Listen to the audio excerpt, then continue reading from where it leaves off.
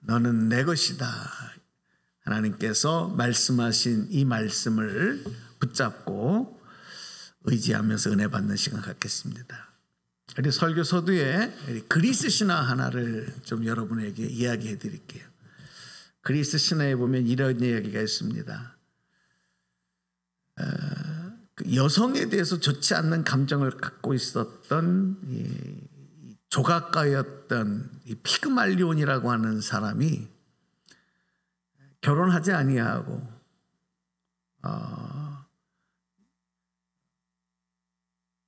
자신이 세상에 있는 여성들에 대한 혐오감을 이렇게 갖고 있었어요. 그런데 자기가 조각을 하는 사람이니까 상하로 정말 이 세상에 이러한 여인이 있었으면 좋겠다 하고 여인상을 하나를 상하로 조각을 한 거예요. 그리고 이제 매일 그 조각상을 바라보다가 사랑에 빠졌어요. 그 자기가 만든 여인상, 조각상하고 너무 사랑한 나머지 이 조각상에 있는 여인이 이 여인상이 진짜 여인이 되었으면 좋겠다. 그럼 내가 결혼하겠다. 이렇게 생각을 한 거예요. 그리스 신화 얘기입니다. 이 피그말리온의 간절한 모습을 보고 이제 우리가 알고 있는 그리스의 그 비너스라고 하는 여신이 있어요.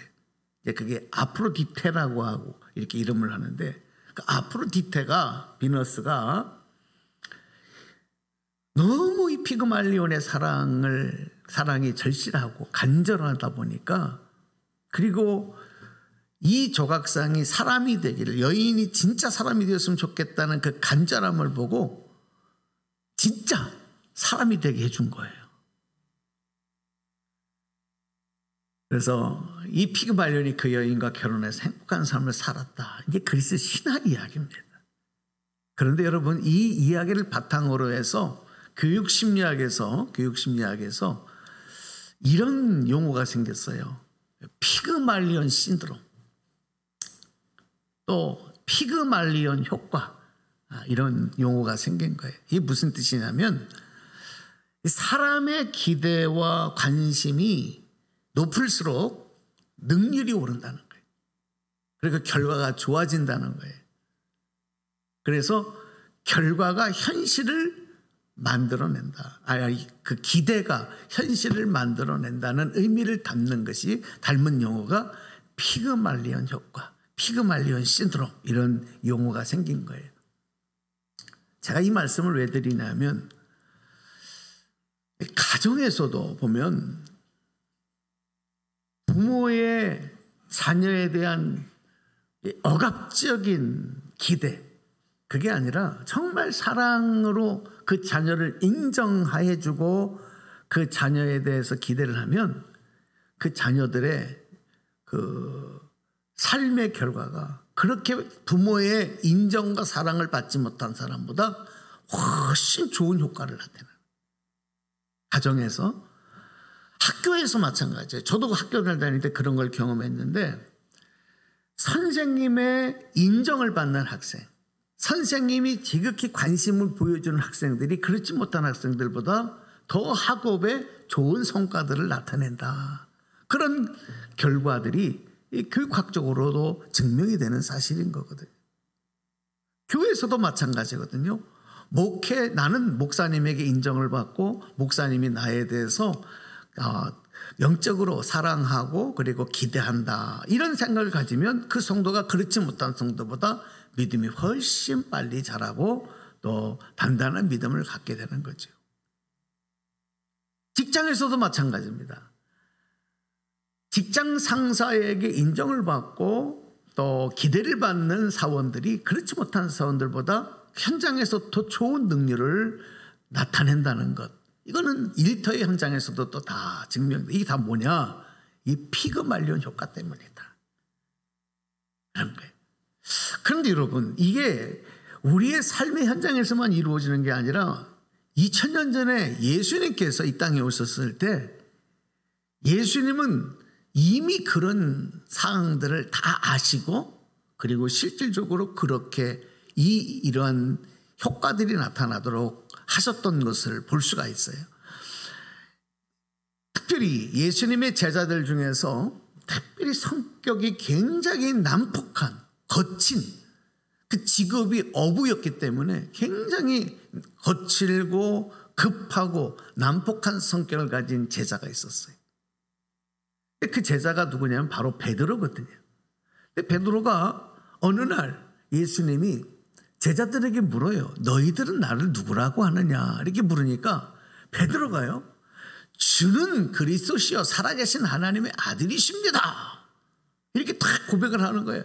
그러니까 예수님께서 그 베드로의 믿음의 고백을 보시고 바요나 시몬아 네가 복이 있다 그러면서 그 이름을 반석이다 이렇게 하시면서 그 반석 위에 내가 교회를 세울 것이다. 너의 신앙의 고백 위에 교회가 세워질 것이다. 이렇게 인정하시고 칭찬을 해주세요. 베드로가 그런 예수님의 특별한 관심과 인정을 받았어요. 다른 제자들보다도. 이후에 베드로가 예수님을 부인한 적도 있지만 예수님 부활하시고 난 다음에 베드로는 그 예수님이 나를 인정하시고 나에게 기대하셨던 것, 그것을 생각을 하면서 이후에 초대교회의 대표자가 됩니다. 지도자가 됩니다. 그리고 많은 사람들이 예수를 믿고 구원을 받을 수 있도록 그 사명을 온전히 감당을 했고, 마지막에는 세상에 믿는 자들, 그리스도인들에 대한 핍박과 그리고 압박이 있을 때, 로마 정부에 의해서 강력한 핍박이 있을 때 굴하지 아니하고 복음을 전하다가 그는 십자가에서 예수님과 같이 십자가에서 순교를 했어요. 근데 이 예수님은 십자가에서 이렇게 달려서 돌아가셨지만 베드로는 십자가에 거꾸로 매달려서 순교하는 그런 순교자가 된 거예요. 어디에서 이러한 능력과 역사들이 나타났느냐? 예수님의 인정하심과 칭찬과 기대가 베드로에게 이렇게 강력한 믿음의 역사, 사명을 감당하는 일로 나타났다는 것입니다. 오늘 우리가 이사야서 말씀에서 너는 내 것이다 이렇게 말씀하시는 이 말씀에서 우리는 하나님께서 그 많은 사람들 중에 여러분 한 사람을 지명하시면서 내가 너를 지명하였으니, 지명이 뭐예요? 탁 집은 거예요. 탁 지명하여 불렀으니, 한번 한번 따라서 해주시기 바랍니다. 너는 내 것이다. 우리가 여러분 그런 특별한 하나님의 인정과 그리고 주님의 기대를 받는 사람입니다. 이것만 깨달아도 우리의 삶에 얼마나 많은 삶에 하나님 주시는 능력들을 경험하게 되는지 몰라요.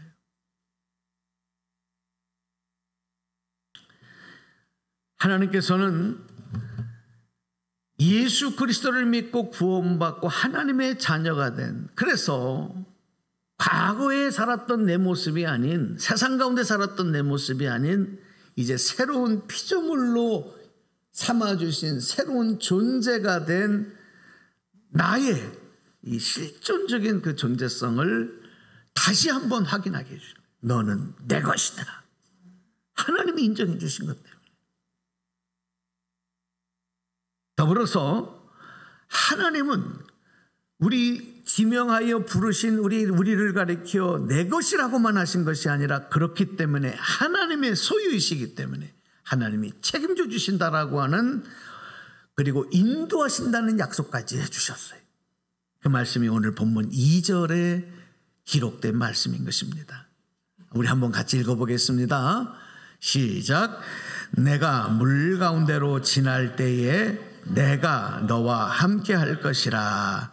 강을 건널 때에 물이 너를 침몰하지 못할 것이며, 내가 물 가운데로 지날 때에 타지도 아니할 것이요 불꽃이 너를 사르지도 못하리니. 아멘. 물 가운데를 지날 때도 하나님께서 지켜주시고 그 물이 너희들을 삼키지 못하게 할 것이다. 불 가운데를 지나도 그 불이 너희들을 이기지 못하게 할 것이다. 이게 무슨 불가능한 얘기지? 이 말이 되는 얘기예요? 근데 성경에 보면 정말 택한 하나님 백성들이 홍해 앞에 있을 때 하나님은 홍해를 갈라서 그 갈라진 맨 땅을 건너가게, 또 가나안 땅에 들어갈 때는 범람한 요단강의 물을 갈라주셔서 이스라엘 백성들이 발에 물을 묻히지 않고 그 강을 건너게 하는, 물이 너희들을 침몰치 못하게 하신다는 말씀을 정말 이루시는 거거든요. 또 다니엘이 기도하다가 사자굴에 던져졌을 때 그 사자들이 다니엘을 머리털 하나 건들지 않고 상하지 않게 하시는 보호하심의 역사를 보여주죠. 다니엘 친구들인 사드락과 메삭과 아벳느고가 하나님을 믿고 경외한다고 하는 그 믿음 때문에 용광로처럼 훨훨 타는 풀물에 던졌는데 그 다음날 가서 보니까 머리털 하나 끄실리지 아니하고 하나님의 보호하시는 역사가 있었어. 말씀이 이루어진 거예요. 여러분, 우리가 사는 세상이 얼마나 험악합니까? 응? 언제 어떤 사고, 언제 어떤 질병, 언제 어떤 일이 일어날지 모르는 삶을 살아가고 있는 우리들이지만, 너는 내 것이라고 인도하신 하나님의 소유된 저와 여러분들을 우리 하나님은 능력의 오른팔로 완전한 신품으로 품으시고 인도하시고 지키시고 보호하심을 믿으시기를 바랍니다. 그런데 우리가 인생을 살아가다 보면 때로는 고난이 찾아올 때가 있고 어려움이 찾아올 때가 있어요. 그 고난의 정점에 설 때가 있거든요. 그런데 그러한 때라고 하더라도 세상의 사람들이, 세상의 권력이, 세상의 그 어떤 것들이라도 하나님의 소유된 자녀들, 하나님께서 인정하신 하나님의 택한 백성들은 결코 침범하지 못하고 태우지 못하고 멸하지 못하도록 하나님께서 지키시겠다고 약속했어요. 그래서 여러분, 우리 인류의 역사를, 세계사의 공부를 쭉 해보면 결국 하나님께서 살아남게 하시고, 그리고 번창하게 하시고 발전하게 하시고 지금까지 있게 하신 나라와 민족과 역사는 다 하나님이 택하시고 인정하신 나라였다는 것, 그 민족이었다는 것. 거기에는 여러분 이스라엘도 들어가는 것이고, 거기에는 오늘 우리 민족도 하나님께서 지명하셨기에 반만년의 역사 동안 그 무수한 침략을 받으면서도 망하지 아니하고 역사 속에 사라지지 아니하고 지금까지 하나님께서 세계 속의 대한민국으로 인도하고 계신 줄로 믿습니다. 할렐루야. 우리나라 사람들이 똑똑해서 여러분 착각하지 마세요. 여러분, 세계를 보면은 세계 수많은 대학들 중에서 여러분 우리나라의 최고의 대학이 뭐 예를 들어 서울대학이라든지 또 아니면 저 카이스트라든지 이런 최고의 대학들이 세계에다 내놓으면 여러분 몇 위쯤 되는지 아세요? 네? 창피해서 말 안 할래요. 몇십위가 아니라 거의 100위권에 근접한, 우리가 똑똑해서요? 서로 싸우기 좋아하고, 예? 그리고 분열되기 좋은 나라, 그런 민족성. 왜 그러냐면 자아들이 강한 거예요. 자아. 그런데 여러분, 이런 민족이 그 세계의 지도를 한번 이렇게 펼쳐놓고 보면 우리 대한민국이 속한 이 한반도가, 여러분 죄송합니다 표현이, 코딱지만 해요. 코딱지만. 이런 나라가 어떻게 반만년의 역사를 지키면서 지금까지 있을 수 있었느냐. 그 위대한 로마 제국도 다 망해버렸고, 세계를 지배했던 대영 제국도 그 힘을 잃어버렸고, 그 유럽에 강력했던 스페인이라든지 폴란드라든지 이런 수많은 나라들을 식민지로 거렸던 나라들도 그 힘을 다 잃어버렸어요. 그리고 여러분 고대사를 보면 아예 이름도 기억하지 못하고 역사 속에 묻혔던 수많은 제국들이 얼마나 많은지 몰라요. 오늘 하나님이 이 나라를 사랑하고 계신 줄로 믿습니다. 오늘 저와 여러분들을 지명하셨고 내 것이라고 인정하셨기 때문인 줄로 믿습니다. 그래서 3절 말씀 읽어볼까요? 3절. 자, 3절 시작. 대전하는 여호와 내 하나님이여. 할렐루야. 하나님은 바로 너희들의 나는 여호와이다. 나 여호와는 너희의 하나님이다. 이렇게 말씀합니다. 이 말은 뭐냐면 너를 구원한 구원자라고 말. 이스라엘의 거룩한 이요 내 구원자임이라. 하나님은 저와 여러분을 구원하신 구원자이신 줄로 믿습니다. 그렇기 때문에 하나님은요 택한 우리들을 너무나도 보배롭고 존귀하게 여기시고 사랑하시는 거예요. 이사야라고 하는 선지자가 예수님이 이 땅에 오셨던 2000년 전 그 시대보다도 역사적으로 보면 약 한 600년 전의 사람이에요. 이사야가. 그러니까 이사야를 통해서 선지자를 통해서 약속하시고 말씀하셨던 오늘의 이 너는 내 것이다. 나는 너의 하나님이라고 말씀하신 이 말씀이 여러분 예수 그리스도를 통해서 완성시키시는 거예요. 무엇으로? 예수 그리스도의 십자가의 구원의 역사로 그것을 완성하시고 증명하셨어요. 그리고 이렇게 선포하시는 겁니다. 이제 내가 내 외아들 독생자 예수 그리스도의 보혈의 피값으로 죄인 되었던 너희들을 샀다. 내가 너희들을 구원했다. 너는 이제 완전하게 내 것이 되었으니 내가 다시는 너희들을 잃어버리지 않겠다. 놓지 않겠다. 약속하신 거예요. 그래서 항상 너희와 함께 할 것이다. 그 하나님을 우리 한번 다 따라서 합시다. 임마누엘의 하나님. 언제나 나와 함께 하시는 하나님. 그 약속을 하시고 지금도 성령님을 통해서 하나님은 우리와 함께 하고 계신 줄로 믿으시면 아멘 합시다. 그렇습니다. 오늘 우리가 사는 세상, 우리 개인의 인생, 그리고 신앙생활, 여러분 갈수록 시간이 지날수록 점점 더 실망한 일이 많아지고 후회되는 일이 많아지고 그리고 그것을 더 좋은 모습으로 발전시키기가 어려워요. 이 시대가. 그러다 보니까 우리가 신앙생활을 하는 가운데서도 믿음을 지키기가 점점 어려워져요. 세상은 우리에게 그렇게 가르치고 강조하거든요. 네가 제일 중요하다. 네가 가장 소중하다. 그러니까 네가 행복하면 돼. 네가 좋으면 되는 거야. 네가 불편한 건 하지 마라. 네가 힘든 건 하지 마라. 이러다 보니까 온 세상이 자기중심화가 돼버려요. 이게 점점 세대가 아래로 내려갈수록 더 그렇게 돼가는 거예요.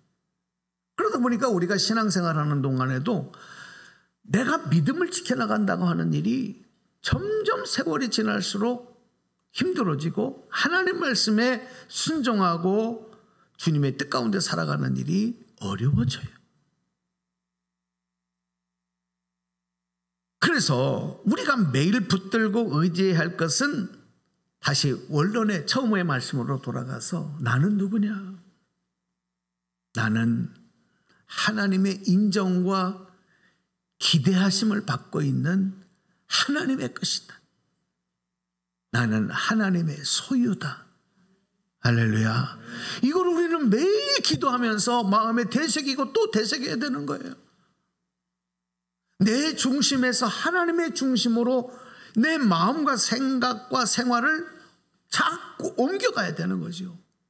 이것이 우리가 신앙생활을 통해서 매일매일 반복해 나감으로 인해서 영적인 나의 정체성을 잃어버리지 않도록 해야 되는 거예요.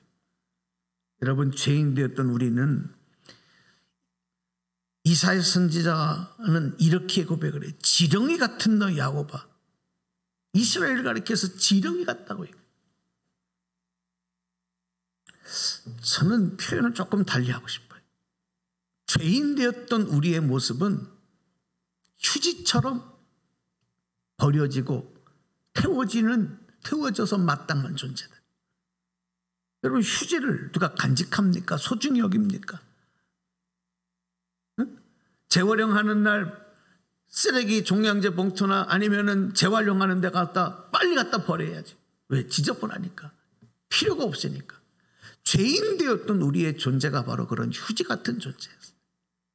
그런데 그런 우리 존재를 하나님이 불러주시고 하나님의 종이 되게 하시고 하나님의 자녀, 소유가 되게 하심으로 인해서 휴지같이 보잘것없던 우리들을 하나님은 날마다 우리를 통해서 기뻐하시고 영광을 받는 존재로 바꿔주신 거예요. 할렐루야. 이게 얼마나 감사한 일입니까? 우리 7절 말씀 보실까요? 7절. 자, 읽어보겠습니다. 시작. 내 이름으로 불려지는 모든 자, 곧 내가 내 영광을 위하여 창조한 자를 오게 하라. 그를 내가 지었고 그를 내가 만들었느니라. 아멘. 하나님이 우리 인간을 창조하신 목적만 보더라도, 과정만 보더라도 하나님께서 우리를 얼마나 위하고 사랑하신 줄 알아요. 여러분, 천지창조 이야기, 이런 얘기하면 너무 길어지잖아요. 하나님이 6일 동안 천지를 창조하시는데, 자, 여러분, 인간을 언제 만드셨어요? 6일 동안, 6일 중에. 네? 모르세요? 내가 알 바가 아니에요? 첫째 날에 만드셨어요? 둘째 날에, 셋째 날에, 넷째 날에, 다섯째 날, 여섯째 날, 어느 날에 만드셨어요?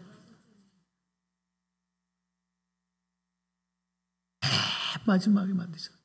세상의 모든 것을 만들어 놓으시고 맨 마지막에 인간을 창조하셨어요. 자, 이것만 보더라도 왜 그러셨을까?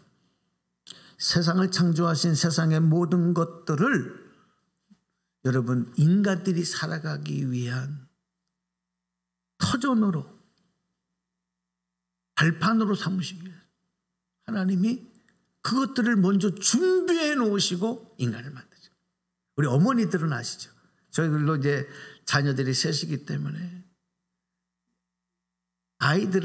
어머니가 아이들을 임신을 하고 이제 아기들을 낳을 때 저도 그때마다 생각해 보니까 그냥 아무 때나 불쑥 하고 엄마가 아기를 낳는 게 아니더라고.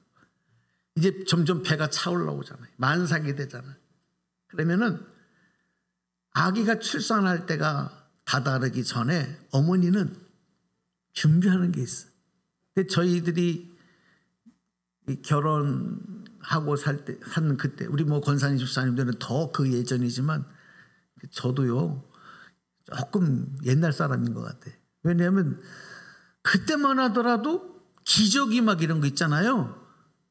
기저귀를 지금은 다 일회용을 쓰는데 그 뭐죠? 권사님들 그걸 뭐라 그래? 기저귀 쓰는 그 천을 뭐라 그래요? 소탑? 아, 모르겠어. 어쨌든 그 하얀색 그 왜 면으로 된 거 있잖아. 기저귀로 쓰는 거. 그거요 다 준비하고서 그걸 다 삶아가지고 그거 다 말려가지고 그 기저귀 감으로 다 준비해놓고 애기들이 태어나면 입을 그 뭐야 속에 입는 거. 아이고, 어머니 너무 잘한다. 하여튼 뭐 그거부터 해가지고 싹 다 준비해놓더라고. 그리고 이제 배가 아프면 아기를 낳는 거예요. 여러분, 사람도 부모도 자녀들이 태어나기 전에 다 준비해놓고 아이를 낳아요. 하나님께서 우리를 얼마나 사랑하셨으면 우리를 위해서 이 모든 걸 창조하시고 에덴 동산에서 아담과 하와에게 이거 너희들이 다 이름도 짓고 동물들 이름도 다 짓고 이거 다 다스리고 다 해라. 이런 권세까지도 주시고 이게 하나님의 사랑이에요. 근데 인간이 아담과 하와가 죄를 저버린 거예요. 하나님께 불순종한 거예요. 하나님의 기대와 하나님의 사랑을 등져버리고 버린 거예요. 이게 바로 죄예요. 그래서 어떻게 됐느냐? 그 하나님의 사랑과 은혜에서 추방당했어요. 그래서 그 후손들은 평생을 죄인으로 살아가게 된 거예요. 여러분, 이게 뭐가 문제냐면 하나님의 소유에서, 하나님의 것에서 떨어져 나간 거예요. 왜? 죄인 되었기 때문에. 여러분, 예수 믿지 않고 세상 가운데 살아가는 일이 아무 일 아닌 것 같은데 내가 잘 먹고 잘 사는데 뭐가 문제야? 근데 영적으로 보면 엄청난 문제가 뭐냐면 하나님의 품으로 다시 돌아와야 되는데, 깨어진 하나님의 형상을 다시 회복해야 되는데 죄인의 모습으로 살아가고 있기 때문에, 하나님의 생명 가운데로 들어올 수 없기 때문에 그게 문제인 거예요. 그러니까 예수 믿으라고 그렇게 고백하고 구원받아야 된다고 강조하는 이유가 바로 거기에 있는 거예요. 오늘 말씀을 좀 정리하겠습니다.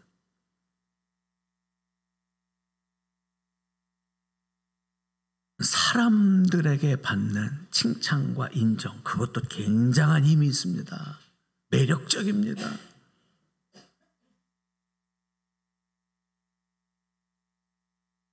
제가 일본의 그 초등학교에서 체육 시간에 있었던 영상을 하나를 봤는데, 어떤 남자아이가 굉장히 겁이 많은 아이예요.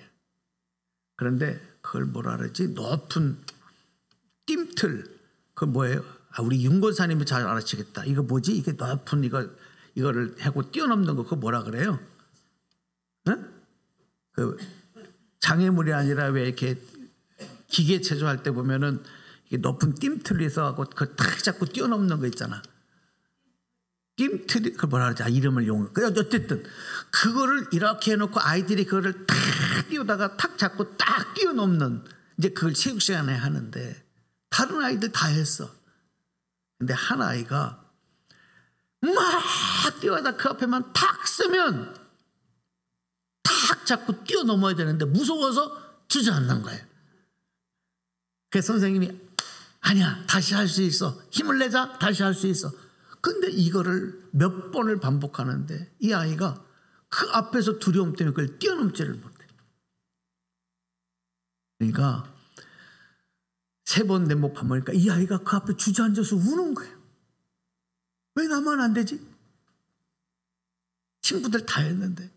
그런데요, 그 띰틀을 다 넘은 다른 친구들이 다 일어납니다.